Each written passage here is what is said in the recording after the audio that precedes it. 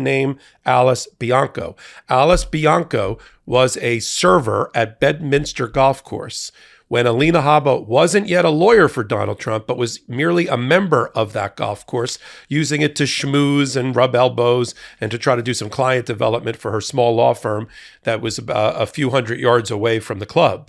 She befriended Alice Bianco, as alleged in a lawsuit that was filed by Alice Bianco.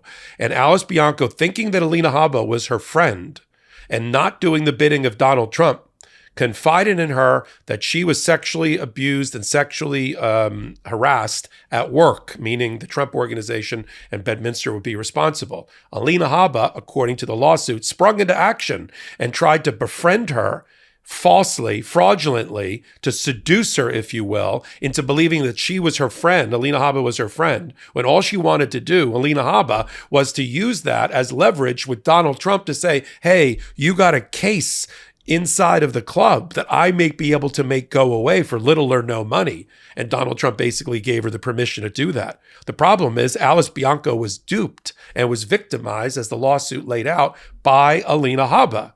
Particularly, Alina Habba, and I'll read you some of the text messages, started sending her really disgusting text messages to F with her mind and to make this poor woman think that Alina was her friend, when all Alina was trying to do was to try to get this at a low or no settlement dollar amount to make the case go away so she could be a hero for Donald Trump so that he would hire her for other cases. That's what went on.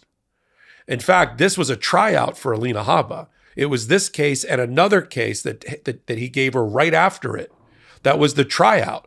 Once she took care of the Alice Bianco case by falsely claiming that she was a friend, not a lawyer for Alice Bianco.